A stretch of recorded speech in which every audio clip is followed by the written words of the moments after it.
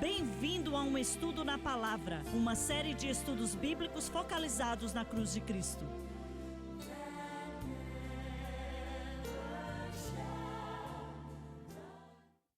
Bem-vindo hoje ao Estudo na Palavra. Eu sou o evangelista Jimmy Swaggart, junto com John Rosenstern, Bob Cornell, Dave Smith e o Dr. Don Paul Gray. E como falamos todos os dias, estamos felizes de estar com vocês, de coração, para juntos estudarmos a Palavra de Deus. Chegamos no final do programa, no programa anterior. O Bob estava tentando dizer algo e acabou o tempo. Infelizmente, na televisão essas coisas acontecem. Você tem que seguir o relógio ou eles vão te cortar. Bob, você estava dizendo o quê? Bem, uma das maiores acusações ou argumentos que os não trinitarianos, os da unicidade, falem daqueles que creem na Trindade como nós, eles dizem assim: os trinitarianos, vocês estão pregando e crendo que existem 3 deuses. E a Bíblia claramente não diz isto. Então a Trindade está errada. Não, como trinitariano, não cremos que a Bíblia ensina que existem 3 deuses. Isto é falso. A Bíblia não ensina que existem 3 deuses. É um Deus manifestado em 3 pessoas. E os trinitarianos, mesmo que falamos e cremos que é Deus Pai, Deus Filho e Deus o Espírito Santo, não estamos dizendo que existem 3 deuses, mas existem 3, como você acabou de explicar. Existem 3 manifestações ou expressões de um Deus, da Trindade. Então, existem 3 pessoas dentro da Trindade. Não quer dizer que são 3 deuses, mas são pessoas individuais, de um Deus. Certo. 3 manifestações de um Deus. Eles têm que inventar umas doutrinas ridículas para tentar apoiar a sua doutrina. Eles têm que fazer isso. Quando Jesus estava orando, eu acho que é no capítulo 17 de São João, a oração mais longa registrada de Cristo, seja qual foi o capítulo, e ele estava falando com o Pai. Eles falavam que ele estava falando da igreja, para que ele seja um como nós somos um e tudo mais. Eles dizem que ele estava orando para si mesmo. Ele estava orando, porque você, novamente, quando a doutrina falsa, quando ela vem e se levanta contra essas coisas, você distorce, você pode mudar, mas é ridículo o que você inventa. Isso aí é loucura, Orar para você mesmo. Isto. Ou referindo-se a nós, como nós, certo? Mas você tem muito disto na palavra de Deus para descartar, para deixar de lado, achar que não é assim. Veja, então, eu acho que tem muitas pessoas boas na doutrina da unicidade, e eu acho que eles amam a Deus, mas estão errados na sua doutrina. Eles vão ir para o céu, é claro, e para surpresa de muitos deles, nós estaremos lá também. Amém. Pela graça de Deus. Muito bem, vamos começar com o versículo 38 de novo. Tudo bem. E disse-lhes Pedro: arrependei-vos. Admitir que Deus tem razão e nós estamos equivocados. E sedes batizados todos vós em nome de Jesus Cristo, pela autoridade daquele nome. Não existe nenhuma fórmula batismal no livro de Atos. Cristo deu a única fórmula em Mateus 28:19. Para perdão dos pecados. Deveria haver se traduzido por causa da remissão de pecados. Se batiza em água porque os pecados já foram perdoados como resultado da fé em Cristo. E não porque os pecados devem ser perdoados. Em outras palavras, não somos batizados na água para que os pecados sejam perdoados. Não é o caso aqui. Se você notar na Bíblia de Estudo do Expositor, falamos às vezes deveria ser traduzido ou um assunto assim. Como que podemos falar isto? Bem, todas essas traduções, essa aqui é uma tradução King James, o que eu tenho nas minhas mãos. E então o que acontece é que os tradutores, eles fizeram o melhor que eles podiam com o que eles tinham, 400 anos atrás ou algo assim. E veja, enquanto a palavra de Deus é inspirada 100%, as traduções não são. Temos que entender isto, as traduções não são inspiradas. Como assim inspiradas? Querendo dizer que são incorruptíveis, não há engano nenhum, porque foi inspirada pelo Espírito Santo. E quer dizer que o Espírito Santo, ele buscou através do vocabulário dos escritores para cada palavra. Não só de pão viverá o homem, mas de toda palavra que procede da boca de Deus. E escolheu a palavra exata que ele queria que ele usasse.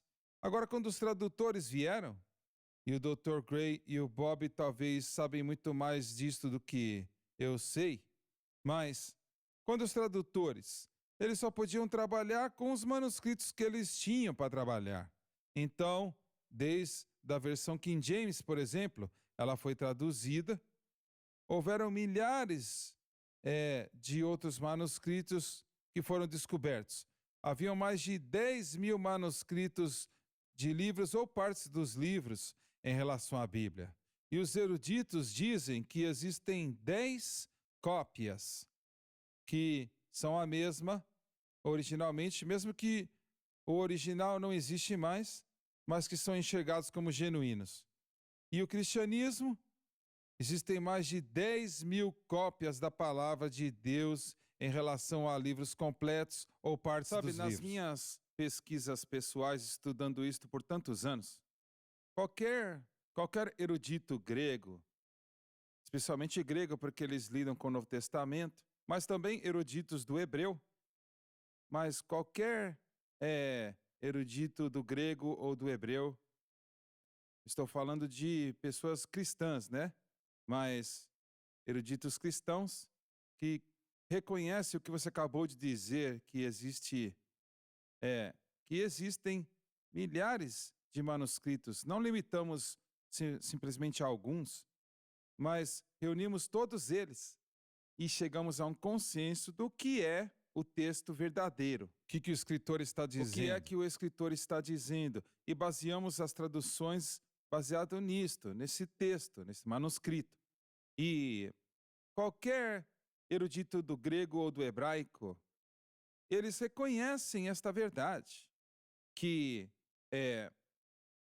a tradução de si mesma, por exemplo, a King James, é uma tradução muito boa, mas, na verdade, é uma tradução em inglês e de si mesma não é inspirada pelo Espírito Santo. Certo. O Kenneth Wuest, que nós falamos muito dele aqui hoje, ele era um erudito grego. O H. Robertson, do grego. Certo. Esses eram homens de grande reputação, de legitimidade. Esses eram bons homens que sabiam o seu assunto.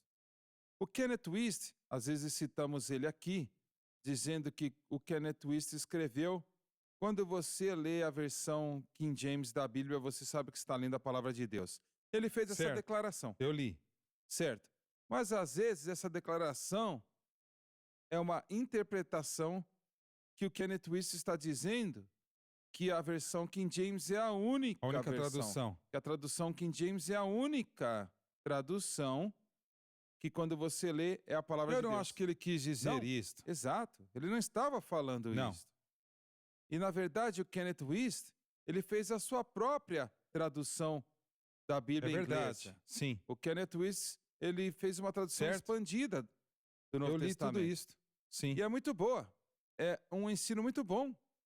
Uma ferramenta de ensino muito boa para poder entender melhor. Mas é uma tradução. Mas é uma tradução. O Kenneth Wuest, ele foi um dos tradutores originais da nova versão americana, que ele começou em 1950 e ele faleceu em 1961, se eu me lembro, antes de terminar o Novo Testamento. Mas ele foi um dos tradutores originais. Agora, a nova versão americana, que é uma tradução literal da Bíblia, não é baseada dos manuscritos gregos, mas não é baseado no Textus Receptus, que é a versão King James. Certo. A nova versão americana, original, eu acho que foi baseada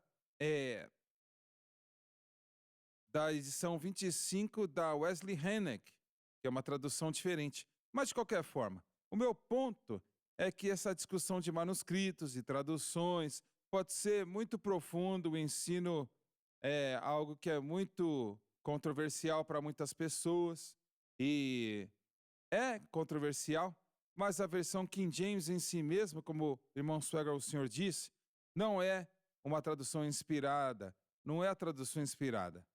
Deixa eu ler algo aqui, Apocalipse, com o que você está falando, Apocalipse 22:14. João escreveu e disse: Bem-aventurados os que apresenta a sétima e última bem-aventurança no livro de Apocalipse, que guardam os seus mandamentos. Deveria ter sido traduzido que lavam as suas vestiduras no sangue do Cordeiro. O texto grego usado para a versão da Bíblia era o texto Receptus, é o que você acabou de dizer. E é o texto de Erasmo, o famoso erudito do Renascimento, publicado em 1516 depois de Cristo. Foi o primeiro Novo Testamento grego que jamais se publicou. Desde 1516, o mundo da erudição e arqueologia tem descoberto milhares dos primeiros textos gregos. Ao comparar milhares de manuscritos, os eruditos podem comprovar facilmente o texto original que escreveu o apóstolo. Mas eu acho que isto foi uma tradução pobre, que guardam seus mandamentos. Tinha que ser traduzido que lavam suas vestiduras no sangue do Cordeiro. E isso está escrito alguns versículos antes disto. E esta é a razão porque mencionamos às vezes, deveria ter sido traduzido. As palavras mudam durante um período de tempo, de anos. E do tempo da versão King James, 400 e 500 anos, não é isto? E as palavras mudaram já. Vamos ter um intervalo? Então, eu não vou tentar terminar essa declaração, vou terminar quando voltarmos. Voltaremos daqui a pouco.